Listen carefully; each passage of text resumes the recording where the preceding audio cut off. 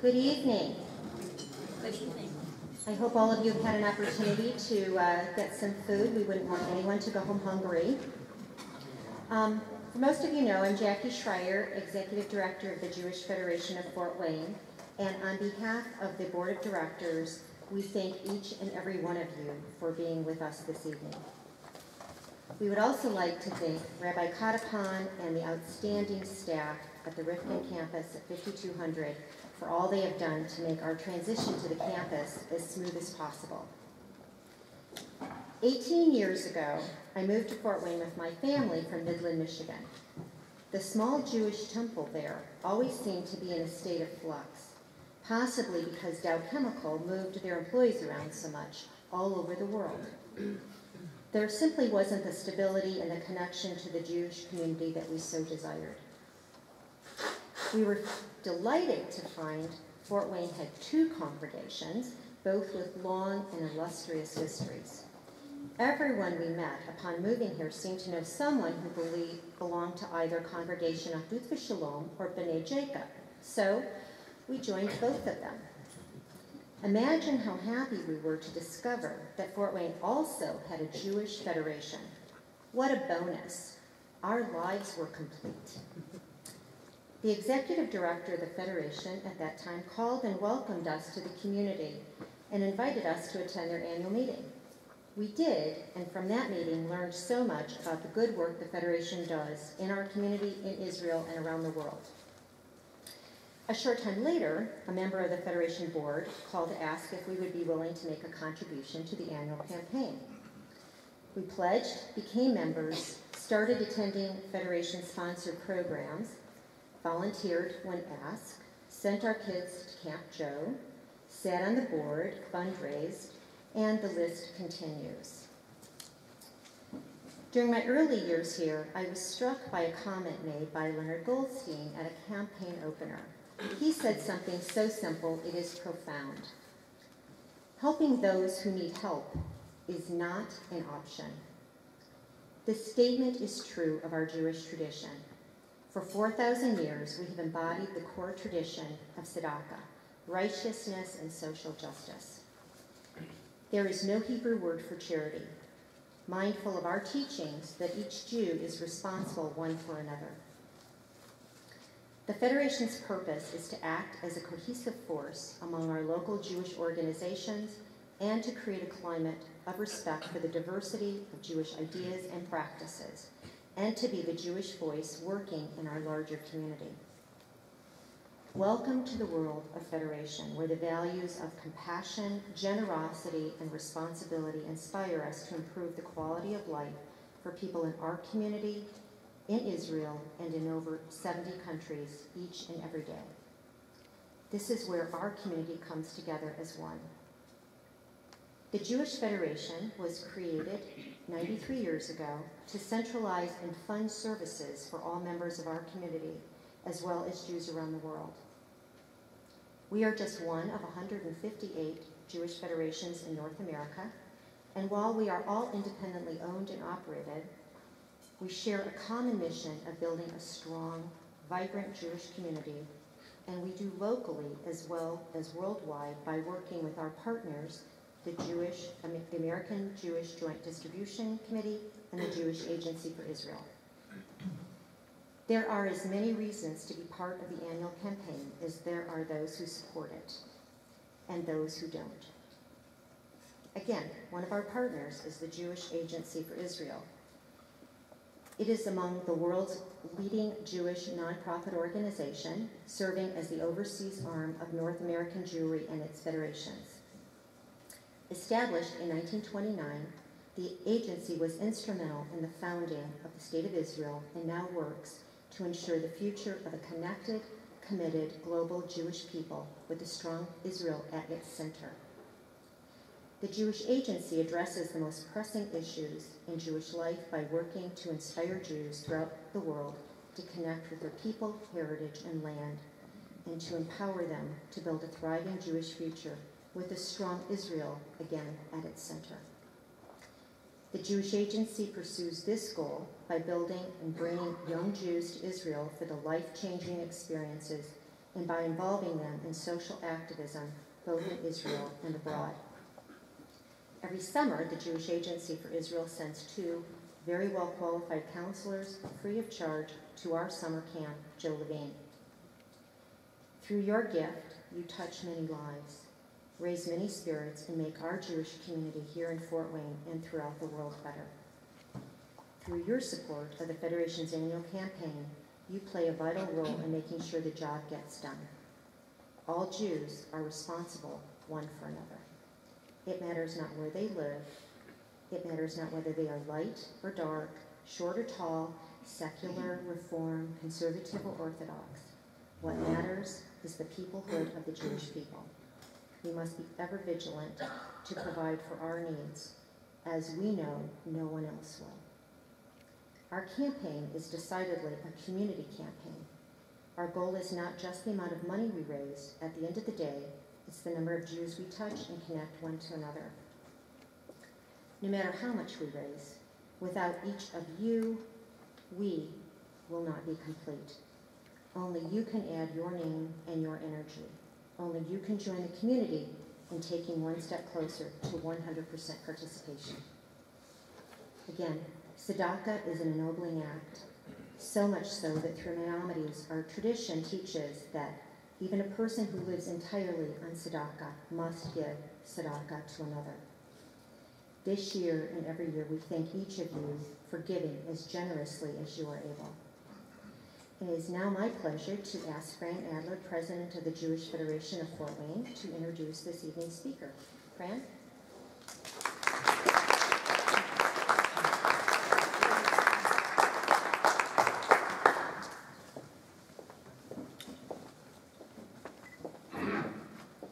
Let me add my welcome and also my thanks for coming tonight to support our annual campaign.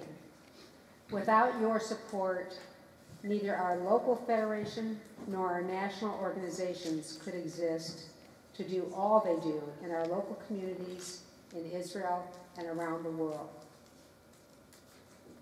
Somehow it seems as if Israel is under attack in our newspapers, on our college campuses, even in many U.S. churches. And for her supporters in the U.S., there is frustration from all of these negative news reports. Yet another war with her neighbors with condemnation of Israel's tactics and questionable victim reports. Announcements that more settlements will be built on disputed land. Claims that Israel mistreats non-Jewish residents in the territories and even its own citizens inside Israel. And why do we never see media coverage of the positives? Where are the reports of the treatment given to citizens of enemy nations in Israeli hospitals, even while rockets and bullets are flying? Of Israel's immediate humanitarian response when disasters strike around the world? Of the huge medical and technological breakthroughs from Israeli scientists that the rest of the world enjoys? Or even of partnerships between Israeli and Palestinian business leaders? It often seems that, in the court of public opinion, Israel is held to a different standard than any other nation in the world, and that there is misinformation all around. But is Israel being treated unfairly, or are we being hypersensitive? Our guest speaker this evening is uniquely qualified to help us sort out these issues. Linda Scherzer has spent years covering the volatile area, including 5 years as Mideast correspondent for CNN. She was a correspondent for Mabat, Israel's Hebrew language news program, the first North American ever to work as an on-air reporter for the Hebrew news program. She has produced a documentary that explores opinions toward Israel and toward the peace process in Jordan, Syria, Lebanon, and Egypt. And today, she is the director of a program that is teaching high school students how to respond to attacks on Israel when they get to college. Tonight, she will enlighten us on portrayals of Israel in the media and offer her perspectives on the question: is coverage of Israel truly balanced or biased? Please join me in welcoming Linda Scherzer to Fort Wayne.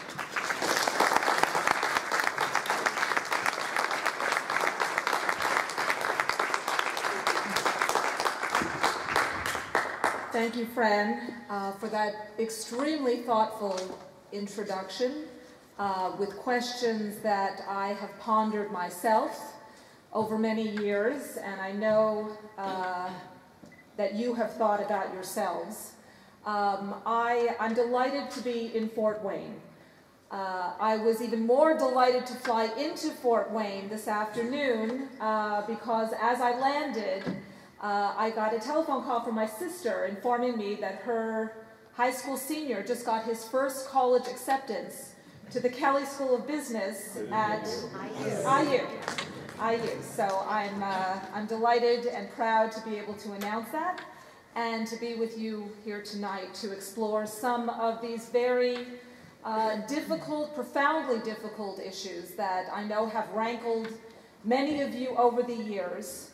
I will start by telling you, though, that as I listen to my resume bounce off of the ears of a Jewish audience, I'm never quite sure if my CNN credentials are an asset or a liability.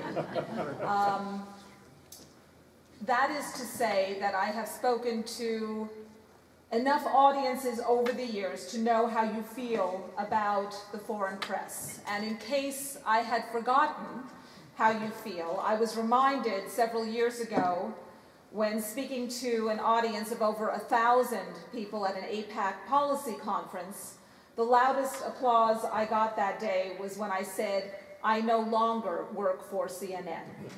And I think that there are people who have problems with foreign press coverage of Israel who don't even understand what bothers them about it.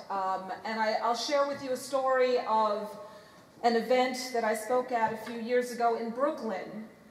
And after standing up and giving a defense at the time of the foreign news media, a man jumped up from the audience and he started to criticize the foreign press and CNN in particular. It was a stinging rebuke of myself and my network. And at the end of my remarks, he came up to me, and he was a rabbi at a Brooklyn synagogue. He came up to me and he said, Linda, I want to apologize for my remarks. The truth is that I have never actually seen CNN. I don't even own a television set. So I think that there is a sense within the Jewish community that there is something wrong with international coverage of this very complicated and complex story. And without being able to pinpoint exactly what bothers you, there's a sense that overall the foreign press is unfair, is biased, is unbalanced. Professionally, some of us may be unbalanced psychologically as well. If we are, non-Jewish reporters, we are usually called anti-Semites. If we're Jewish reporters, we're called self-hating Jews. It has been a difficult journey for me, not so much when I was on the front lines of the conflict, doing what I was trained to do at Northwestern as a journalist, learning the trade of television news reporting. What was exceptionally difficult for me was coming into Jewish communities across the United States and defending what I did for a living. People used to ask me all the time, how is it that a Jewish woman, they knew that I was Jewish, I shared that with them as I do with you, how can a Jewish reporter, and there are many, many Jewish reporters, correspondents who cover the story, how can a Jewish correspondent go in and report this story with any sense of balance and objectivity? I mean, you have a stake in the outcome of this story. You're deeply vested in the resolution of this story. You're on the Israeli team. How can you report this objectively? And I would tell them the story that was told to me by an Israeli journalist covering the Palestinian side of the political divide. And the story went like this. It was a prize fight at Madison Square Garden. There's two boxers squaring off against each other, one black fighter, one white fighter. Well, the opening bell is rung, and the white fighter immediately goes on the offensive, and he starts hitting and punching his black opponent. And a man jumps up from the audience and yells, "Kill the guy, smash his face in." Well, a few minutes later, the black fighter, did I get that right? He regains his senses and he starts hitting and punching his white opponent. And the same man in the audience jumps up and yells, "Kill the guy, smash his face in." Well, someone sitting next to this man in the audience tugged at his jacket and he said, "Listen, fella, you know, what's going on? You've got to make a decision. Which side do you support?" And the man looked at him and said, "I don't care who wins the fight. I'm their dentist." So, I mean, I'm not going to tell you that what I did for a living as a reporter on the front lines of the conflict is as important as, you know, as filling cavities or teaching young minds, but I will tell you that every reporter who covers this story takes what they do just as seriously. So I'm going to start my remarks by confessing to you that during the years that I was with CNN, and for many, many years after that, I was a staunch defender of the foreign press and the way that it covered Israel. And I say that particularly about the American press. Some of the people that I know to be veterans of the industry, Bob Simon of CBS, Tom Friedman of the New York Times, Martin Fletcher of NBC, people who were seasoned veterans of the industry, people I was competing against, who really understood this story. Because there were also those I would call the parachutists, those who are literally dropped into Tel Aviv or Gaza yesterday, who become the instant experts of the Arab-Israeli conflict, who know about as much about what's going on in this region as I know about what's going on in the Ukraine or the Congo or other, you know, hot spots of this world. And I assure you that it's very little. But you know, the people that I know to be among the best in the business, in the American press, really do approach their jobs with a fair degree of honesty and integrity. Yes, there is no doubt that they make mistakes. There is no doubt that amongst the hundreds, more than 700 reporters who came to cover the war this summer, that there are very few of them who truly understand the profound historic and religious forces and geography and politics that have shaped this story. They start on a very low on the learning curve. There is a lot to learn. It is a complex story with layers and layers of history and personalities and languages and culture. And it takes people a very long time to really understand what the story is about. I know that because I was one of those people. But I do believe that they are motivated by the great instincts of their profession to call it as they see it, to use all the talents and skills that they learned in other parts of the world to bring that to this story. And I have done my best over the years to try and convince you, the American Jewish community, that while you look at the international press and say that they're biased, they will look at you and say exactly the same thing. And you know something? They happen to be right, because there's no possible way that we in this community, bringing to the story our Jewish values, our Western mores, our belief in the sanctity of life over land, my Hebrew school background, everything that I brought to the story, makes me who I am. There's no way that you or I can possibly look at this through completely objective eyes. So it's important that we remember that too. And those were truly my operating principles, all the years that I spoke to audiences like this one.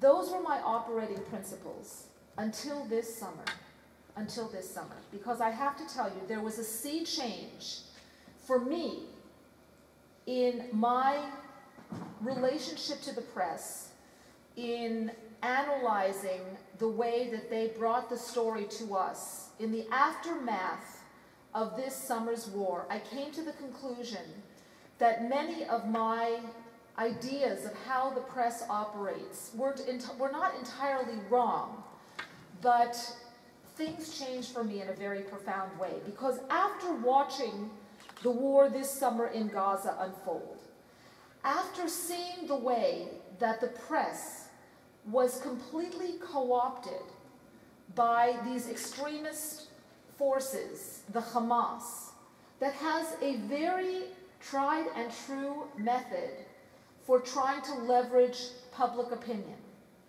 They embed their fighters within a civilian population. They dress as civilians. They fire their rockets from densely populated areas next to schools and hospitals and residential neighborhoods. They fire their rockets at the Israeli cities, knowing, it didn't take them very long to learn, that there was an Iron Dome, that Israel had used its treasure and its talent to create an Iron Dome defense system that would make their rockets completely useless. I mean, thousands were fired and very few got through that defensive shield. So the only reason that those rockets were being fired was to provoke a massive Israeli retaliation. They understood that by provoking that kind of retaliation and creating the kinds of images as compelling as they are, because this is what they need to leverage the outrage of international public opinion, they succeeded in doing that by provoking this kind of retaliation, by communicating pictures of smashed Palestinian neighborhoods and dead Palestinian children. And the response globally was entirely predictable. This is now their strategy because they understand that today, in this day and age, only 20% of war today is fought on the battlefield. 80% of war is fought over the airwaves. 80% of war is fought over social media. This is the strategy they employed during Operation Cast Lead, during Operation Defensive Shield. It's the strategy that the Hezbollah have used in South Lebanon. It is entirely transparent and known to us. And the 750 reporters, most of them, not all, but the overwhelming majority of them, who were parachuted into Gaza during this war, were completely co-opted by the Hamas. Wittingly or unwittingly, whether through lack of courage, ignorance, or incompetence, inability to distinguish between emotion and reason, failure to identify the real perpetrators of this war, or maybe because reporters never actually saw them, the international news media actually served the ends of Hamas. And what they did was help them to execute their media strategy, which uses the tragedy and brutality that they impose on their own people to leverage international outrage and exact concessions from Israel at the negotiating table. This has been a key element of Hamas's operating manual for many, many years.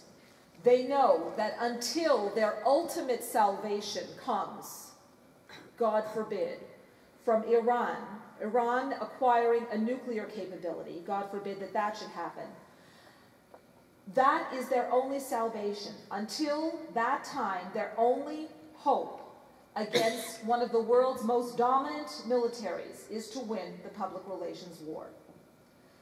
So is the media biased or balanced? Well, it really depends on the network that you watch and the newspapers you read. I implore you, as I have said to audiences over many, many years, do not assume that all media is exactly the same. The media is not a monolithic entity. The media is comprised of many, many hundreds, thousands of people, each with their own particular skill sets, levels of experience, and reasons for wanting to be there, if you will. There are the veterans of the industry, people that I described, like Bob Simon and Martin Fletcher. And then there are the parachutists who come in, who are dropped in and become the instant experts of the Arab-Israeli conflict. You know, it's very easy to stand with a microphone in front of a refugee camp in Gaza and look like you know what you're talking about. I assure you, most of them don't. Again, I know that because it took me at least 6 months to acclimate to the region, to learn who the players are, to learn the history, to understand the geography, the cultural influences. It's a very big, complicated story. It takes a while to get up to speed. There are the people who arrive in Israel never having met a Jew in their lives. And then there are people like me who came to Israel for very, very Zionistic reasons. And I'll share with you briefly my own personal story because I think it puts a human face on at least one of the reporters who covered this story for what is generally acknowledged to be one of the world's most important networks. Although at CNN, I think they still consider it to be one of the world's most self-important networks. That is also true. So here's my story. I grew up in an upper middle class Jewish neighborhood in Montreal, Quebec. And despite my parents' best intentions, they sent me to Hebrew school for 7 years. I hated every minute of it. I apologize because I know we're in a synagogue. I've said it in my own synagogue. I was a Hebrew school dropout, and I left before my bat mitzvah, never imagining that I would be standing at a podium today speaking to you about issues of concern to the Jewish community. I went to Brandeis University. I had nothing to do with Hillel. I graduated from Brandeis with no connection whatsoever to my Jewish community, to my Jewish identity, to the state of Israel, but something miraculous happened to me immediately after graduate school at Northwestern. I picked up a book that completely changed my life, and that book I know is known to most of you, probably read by most of you as well. It's Leon Uris's Exodus, and there was something about that book that just completely captivated me and made me want to see what this country looked like, and so I boarded an airplane in 1987. I joined a UJA at the time singles delegation. Much to my mother's chagrin, I did not fall in love with the American guy sitting next to me on the tour bus. I fell in love with my Israeli tour guide. I know that any of you women who have been on that tour bus know exactly what I'm talking about. But I did something that most people don't do. I went back, and my timing was impeccable. I arrived in Israel in April of 1988, in the middle of what became known as the intifada, the Palestinian uprising. And CNN, which was barely 8 years old, it was born in 1980, I knocked on their door in 1988, CNN gave me the proverbial lucky break and made me an international correspondent and threw me onto the front lines of the conflict. And from the moment that I was sent to Gaza and to the West Bank, it did not matter that I had gone to Israel for the most, purest, personal, Zionistic reasons. What was important was that I was now a frontline correspondent competing against the best in the business, and I would have to put my private feelings and my professional responsibilities in two separate boxes inside of me, which I did and was successful in doing most of the time. That is what is expected of us. But I'm trying to point out to you that there are people like me who are local hires, who go to Israel for personal reasons, and then there are people that are sent by their networks and their news organizations.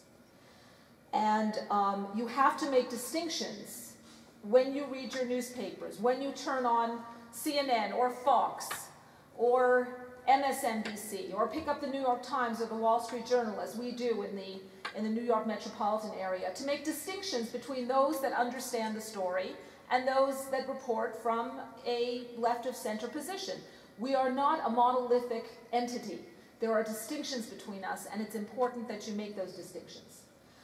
What can be said is that this story, the Israel-Palestinian conflict, has always been seen through the prism of occupier versus underdog, a strong Israel versus a weak Palestinian people who are not in control of their own destiny.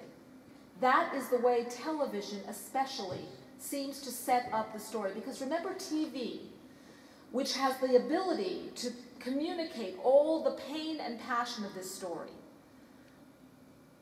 usually reports a story in about 90 seconds, 1.5 minutes, to communicate the pain, the history, the layers of an incredibly complex story. And that 1.5 minute story is usually put together under enormous deadline pressure.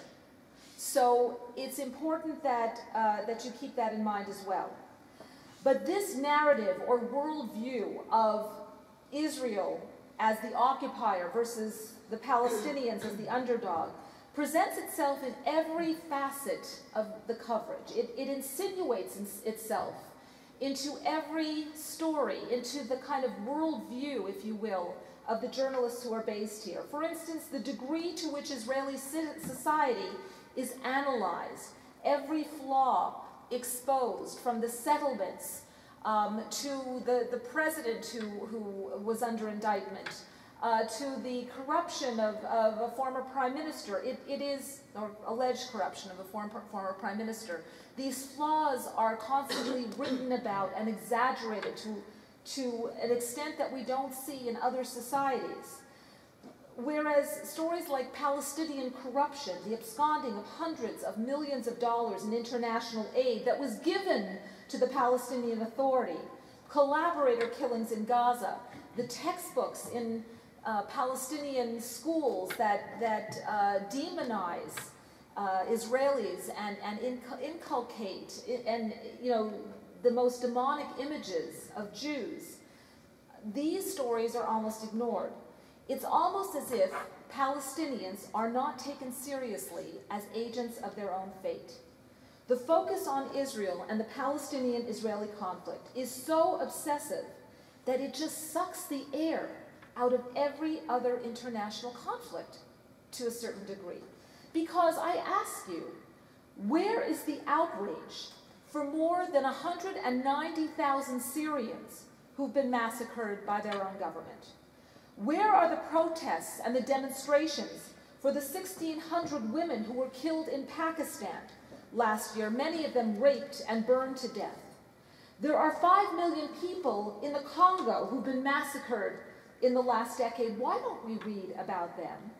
And with the ascendance of Islamic fundamentalism in the Middle East, virtually a volcano that is erupting in front of our eyes, with ISIS, the new head of the snake, committing the most grotesque killings and beheadings of journalists and aid workers, is it not fair to ask, why do we not read more about them? And it is because the world, whether it's because of the journalists who have shaped the attitudes and created the demand, if you will, the world is obsessed with Israel. There is an obnoxious saying that we've said, and I've heard for many years in my industry: Jews make news. It is quite obsessive. And this hostile obsession, which was fanned by the news media, is now taking root on many college campuses in the United States, where Jewish students and the pro-Israel community have faced toxic situations. Israel being compared to apartheid South Africa, anti-Semitic graffiti on university walls, professors teaching the history of this conflict from a pro-Arab and intellectually biased point of view. We've seen this hostile obsession with Israel in Europe drift from the margins to the mainstream, laying bare the resurgence of anti-Semitism. So what did the media do? Is there anything good that the media did? What did this war over the summer achieve? What it did show, I think, in stunning clarity, is the threat facing Western civilization. First, to a world that's at best indifferent to the fate of the Jewish people. It exposed Hamas. It exposed an organization, homegrown, by the way, not an export, not an import. It wasn't imported from other parts of the region. This is a homegrown Islamic extremist organization that was in the shadows during the years that I was covering the story, that has now become the elected government of Gaza. These are people, and I have sat with them. I have sat with them in Gaza. I have sat with them in South Lebanon, in Damascus refugee camps, in Jordan. These are people who are driven, who are fundamentally opposed to the idea of a Jewish presence in the Middle East. They are completely transparent. With them, you know exactly who you get. These are people who will never agree to the idea of reconciliation with the Jewish state, who will never agree to a two-state solution. They are very disciplined. They have enormous patience. They believe that it is a mathematical impossibility that a tiny country of 6 million Jews, 0.2% of the population in the Middle East, can live in perpetuity surrounded by more than 200 million Arabs. They believe that if they will not live to see the day when the Jews are pushed into the sea, that their children and grandchildren will be there to witness that. They, in no possible way, in my view, will ever agree to any sort of reconciliation. So the war exposed that. The war also exposed the deep fault lines of moral decency and intellectual honesty. Who stands with us and who stands against us? It demonstrated that Israel is not held to a higher standard. Israel is held to an unattainable standard that no Western country has ever been asked to attain. Because in what alternate universe do we live in where people actually ask, why are more Israelis not dying? What does the world not seem to get about a country's right to defend itself? Why, instead of even grudging respect and admiration for the measures taken by the Israel Defense Forces this summer, the leaflets that were dropped on Gazan cities, the phone calls, the text messages, the tending of Palestinian and Syrian wounded in Israeli hospitals, why, instead of even grudging respect, are people demonstrating in the streets? You know, it brings to mind something that Kofi Annan, the former Secretary General of the United Nations, said about 10 years ago, after one of the Israeli incursions into Gaza, after suicide bombers were exploding on buses in the heart of Israeli cities, and Israel was retaliating, and we were seeing these same powerful images of smashed neighborhoods and Palestinian children dead. Kofi Annan asked this rhetorical question to Israel. He said, you know, is it possible, Israel, that the entire world is wrong and only you are right? To which I would say, actually, yes. Actually, yes. So to a certain degree, I guess, the media did expose the hypocrisy, if you will. If we can point to anything that is positive, the media did expose the hypocrisy, if only for us, of the world's obsession with Israel this past summer. You know, for all of us, whether here or in Israel, I do believe, and I know this is somewhat off topic, but it speaks to my deep connection and support for this country and my work with college students who are dealing with tremendous challenges on college campuses, not to mention what Israelis stand to face in the years ahead, because what we are seeing today is really only a pause in the fighting, assuming there isn't some great new initiative that's about to be launched. There is no doubt in my mind that what we saw in Gaza this past summer will probably be repeated, if not in Israel's south, then on Israel's northern border with Lebanon. So I believe that for all of us, whether here or in Israel, this is a defining moment in our history.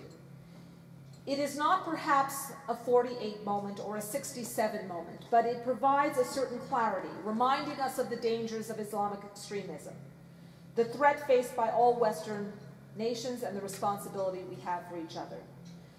With the missile launchers now silent, we are witnessing the second wave of this war, the predictable inquiries by farcical UN Human Rights Commissions exploring alleged war crimes committed by the IDF, academic, economic, and cultural boycotts across Europe, and of course, the wave of anti-Israel activity that is hitting college campuses in this country as hundreds of thousands of college students, our students, among them, go back to school. There was a time during my years with CNN and in the early years of the peace process that I truly believed that I would see peace in my lifetime. That good people on both sides of the political divide who desperately wanted normalcy and reconciliation would somehow find the political will and courage to end this conflict. Opportunities were lost over many years. Israel made mistakes too. The settlement policy, while in my humble view, is not the root of the conflict, still perpetuates the image of Israel obstinacy, creating tremendous bad will in the eyes of the world, leading to the creation of the boycott, divest, and sanctions movements, to enormous challenges for Israel on university campuses in this country, not to mention at the UN and in European capitals. The lack of a political solution has created a sense of weariness and exhaustion in the Israel body politic too. I have spent a great deal of time on the Palestinian side of the divide with moderate Palestinians who long for nothing more than to wake up in the morning, to go to work and send their children to school, who may not love Israel, and I assure you that Israel is not loved anywhere across the Middle East, but who do understand that this country is here to stay. These people deserve peace too. The unfortunate truth, though, is that the forces of Hamas and Hezbollah, not to mention ISIS and Al-Qaeda, make these moderates, at least at this point in time, virtually irrelevant. So right now, in order for there to be any chance of going back to a negotiating table, for there to be any chance of peace in our lifetime or our children's lifetime, these dark forces of evil must be defeated and eliminated. This is the greatest challenge in our time for Israel, for its brave defense forces, and for all of Western civilization. Let us pray that they and that we succeed. Thank you.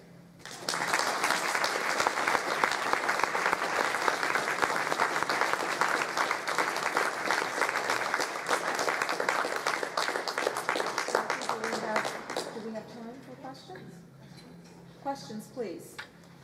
When Yes. we're reading an article in the newspaper or watching something on television, how do we know from the person presenting it what their bias is, what their experience is? I mean, you mentioned a few names, but for the typical person, you know, we're seeing an author, a co-author.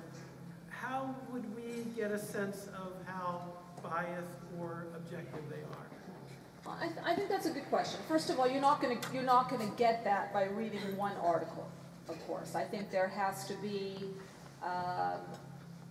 there has to be a history, a relationship with that reporter. You have to spend some time getting to know the person. Look, the truth is that a news report should not. It is supposed to be straight factual reporting. Now, look, I'm the first one to tell you that's not entirely possible. In my day, I used to go out with my camera crew, and we used to go and cover a story, and at the time we would shoot videotape, and each tape was about, 2 hours long, and we would shoot 5 of them, and we'd come back to our office, and there would be like 10 hours of material, 10 hours of truth, that we would have to whittle down into a TV news report that would last about a minute and a half. And so I was often searching for the sound bites and the pictures that would support my view of this story, what I felt to be the true representation of the facts on the ground. And the reporter for the newspaper is doing a similar job in their own way. They're leaving a lot of information out of the story. because there's no time to put it in, and that's especially true of a television or a radio news report. I think that you just have to follow that person to get a sense of where they're coming from. And I think that if you see something that you believe to be untrue, that you have the ability today to be able to communicate with that reporter in a way that you couldn't do 15 years ago, whether through email, even on your cell phone. I mean, there's so much more competition today that I think reporters are more responsive to our concerns. Look, I know, my hometown paper is the New York Times. Now, I can't tell you how many people I know who have canceled their subscriptions. To the point where I heard a story, the switchboard operator at the Times, several months ago, picked up the phone and somebody else was canceling their subscription, and this woman says, "Oi, another one." There's a culture of, you don't have to, she happened to be Jewish, I suppose, but there's a culture of being Jewish in New York City, and people who are strong supporters of Israel hate the New York Times. They're canceling their subscriptions, they're picking up the Wall Street Journal, they're turning on Fox News, and I guess that will satisfy your need to read what you believe to be the truth. But there are a lot of people out there who aren't reading that truth. And I think, personally, I keep my subscription because I want to know what they're saying. And I want to be holding them accountable when I think that they're doing something wrong. This community has been blessed for decades with a journalist who has made some of the same points that you have, and who has educated the entire community, specifically the non-Jewish community. He's done it in a very non-conventional way, what I call a journalist. He's done it through letters to the editor. I think everybody knows who I'm referring to. Leonard Goldstein has done such a... But I think you know how I feel about how articulate you've been, and what a blessing it would be in terms of educating all of us. So that's all I have. Thank you. Thank you. Well, to Leonard Goldstein. The truth is that I found that there are more people who complain about the media coverage than who actually put pen to paper and will write, will write off a stinging letter to the editor, a well-worded letter to the editor. It sounds like you have your man in Fort Wayne, and lucky for you. But it's vital that what we think are untruths be confronted, because I will tell you that, in the case of CNN and any other network, very often, somebody will say something, a reporter, an anchor will say something, and it's not true. And that seed is already planted in the minds of an international or global community, and it takes root. And it's really important that not only that we confront those untruths and we explain why and explain our position, but like anything else, I think it's vital that we forge relationships with the people who are writing about these issues. I'm sure that the leadership in your community is doing that. I'm sure I'm not telling you anything that you don't know, but look, the world is run on relationships. And to the extent that we have that relationship with the editorial boards and the influencers in our community, the more responsive they will be, especially during times of crisis or during times where we have valid criticism. I mean, those relationships have to be forged during good times so that they're there during the bad times, I suppose.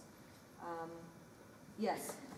I understand, as you said, that many of these reporters are naive, they don't have the background, they're, as you said, parachuted in and they pick up with little bases. But where are the higher-ups in their organizations who should have a broader and deeper understanding, and why are they letting this go on? Well, if you're asking specifically, but I was pointing specifically to this past summer.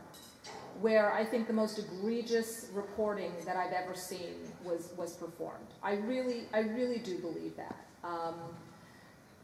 To a certain extent, I can understand why, because it's very difficult to report trauma on the Israeli side of the divide when you can't really see it. You know, you don't have, it's hard to show the kind of psychological disorders that children in Sderot who have grown up with these missiles, knowing they have 15 seconds to get to a bomb shelter, you know, peeing in their pants or peeing in their beds and going to sleep every night with their parents. It's very difficult to show, you know, to show those wounds. It's almost impossible. Whereas, you know, the damage on the other side is very visual and very powerful and very compelling, and it also feeds into what much of the world thinks about Israel as an occupier and thinks about the Jews, frankly. I mean, as I said, it's laid bare this kind of resurgence of anti-Semitism. People want to believe it. They want to believe it. So why do the higher-ups not crack down or ask questions? Look, I'm assuming that there are different discussions happening in every newsroom around the world. There are, I think, you know, people with integrity who are asking the questions that you want to have asked. But that is kind of the genius of these fundamentalist groups. It is the genius of it, of them. It's I mean, I often think that they are more savvy than any public relations or advertising executive on Madison Avenue in New York City. You know, the idea, first of all, life does it. They have a culture that glorifies land. And, you know, their dignity has been truly impugned because Israel occupies this land. They lost this land, whether it's the Syrians or the Palestinians. I mean, I mean, it almost sounds like a racist thing to say, and I hesitate before I actually say it, but dead Palestinian children serve their cause. And hundreds of them serve their cause, you know, in the most glorious way that you can imagine. And it is happening. Hundreds of Palestinian children, innocent people who, you know, American military calls collateral damage, are dying, are being killed in horrific ways. They are being manipulated, cynically manipulated by these extremists who are disappearing into the crowd. You don't see them.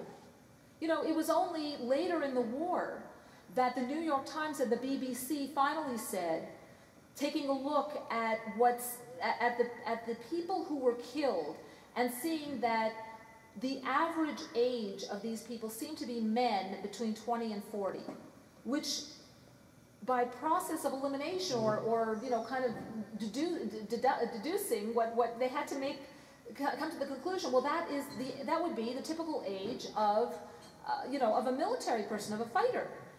But until that time, there was no hard evidence that these were anything but civilians. So you've got these graphic, you know, sensational pictures on one side, and then you've got an Israeli population that is, you know, okay, Jerusalem was more or less going about its business. Tel Aviv, okay, for the first time heard air raid sirens since the Gulf War. The South was absolutely hammered, and they were in their bomb shelters. But thank God you had an Iron Dome that was shooting these missiles out of the skies. Very little damage. Yes, there were 64 IDF soldiers that were killed. The world is not going to feel sorry for them. So it's an impossible situation, and it's very hard to provide the kind of analysis and perspective when you're looking at these pictures. You know, you can have, I'm sure you all saw them, you have brilliant Israeli analysts like Michael Oren. Okay, you all know Michael Oren, the former Israeli ambassador to the United States. American-born, gifted speaker, brilliant orator, you know, incredible writer. I mean, a man, you know, with tremendous credentials behind him, and speaks the language of the international community. So you have him being interviewed on CNN, and then you see his picture squeezed into the corner of the screen because at a certain point they don't want talking heads anymore. They want to see the pictures. So you have this, you know, this man's face squeezed into the right-hand corner of the screen, and then you're looking at these pictures again. So I used to feel, in my day, I could be reading the telephone, you know, I could be reading the Yellow Pages, and nobody would be listening to me because all you're seeing are the pictures of, you know, young people being killed in the streets of Gaza or Nablus. So it's not impossible, but it's very difficult to explain. And it's not for lack of, you know, there was a time when Israel had very poor public speakers. Their diplomatic corps was just pathetic. That was in my day. They really didn't understand. They were still going, you know, it was Hasbara. It was just old style public relations, and it was really not effective. They have gotten very good since then. But to their credit, it is not, we can't blame them anymore. It is, they are dealing with a very, very difficult public relations challenge that no other country, I think, has faced. Maybe not since Vietnam.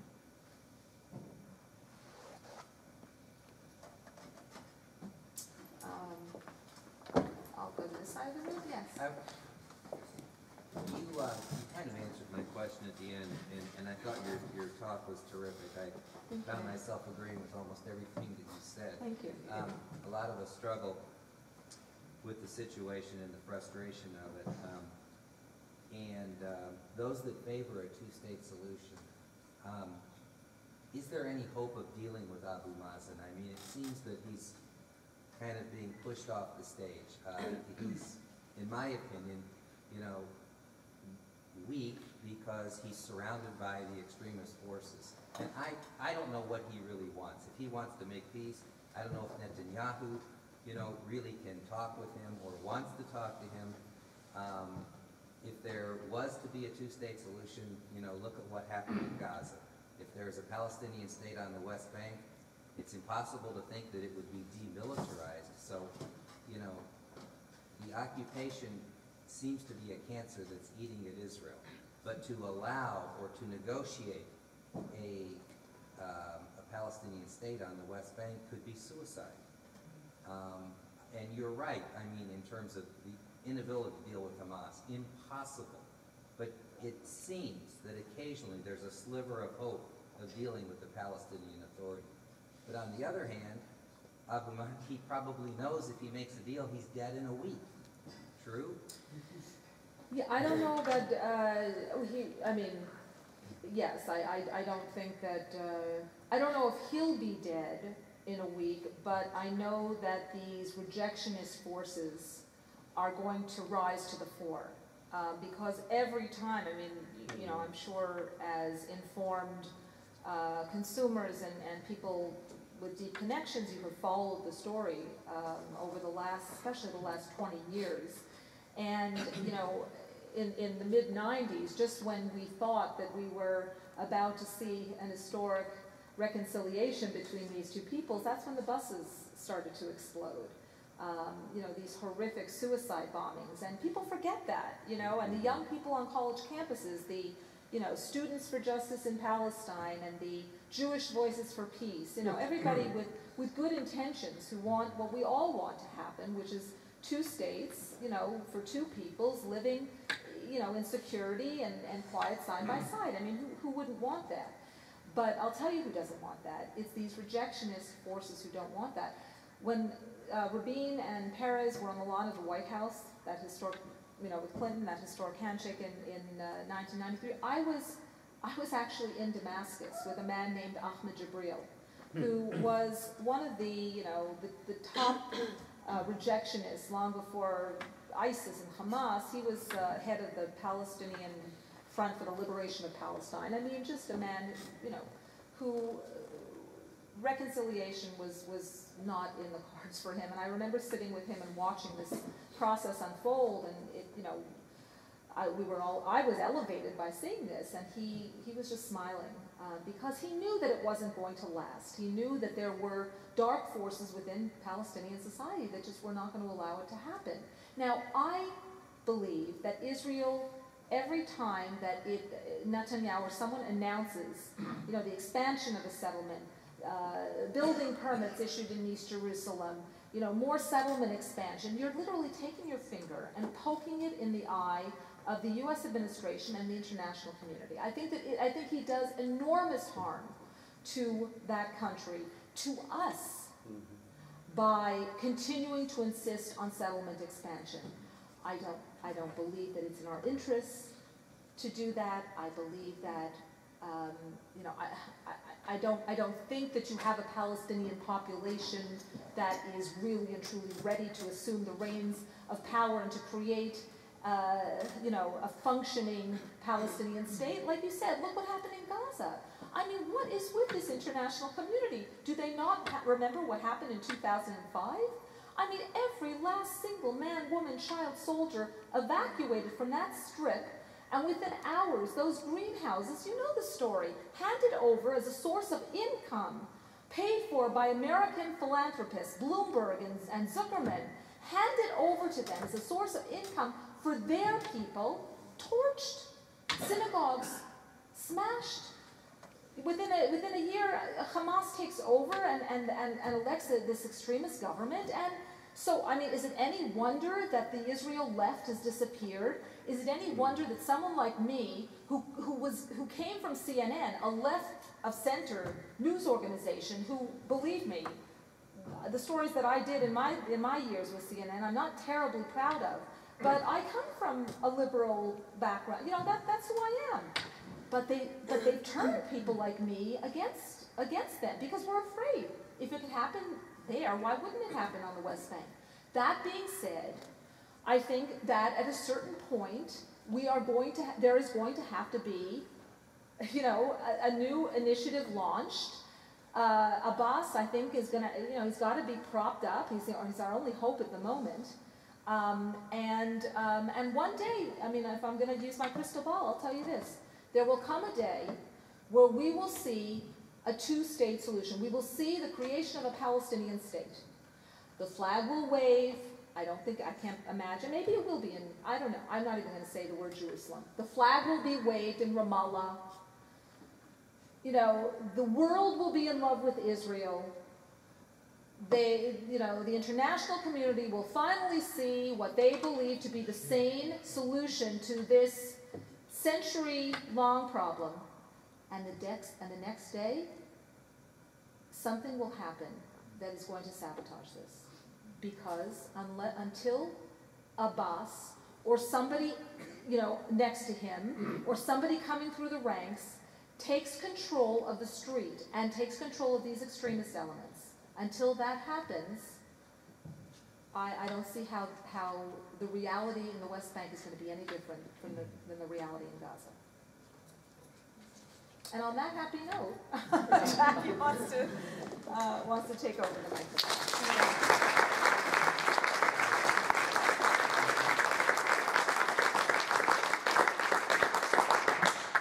Thank you, Linda. I should say Linda had to make special arrangements for her 3 young children to be with us today, so I'm especially appreciative. If any of you have not received your pledge cards yet, or you have not pledged in the past, I would hope that you would see some of our campaign cabinet at the back. If you have the opportunity to increase your pledge, this would be wonderful. If you have not pledged, we would love to have you as members.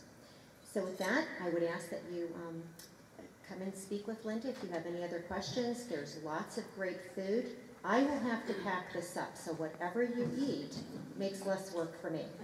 So thank you very much for being here.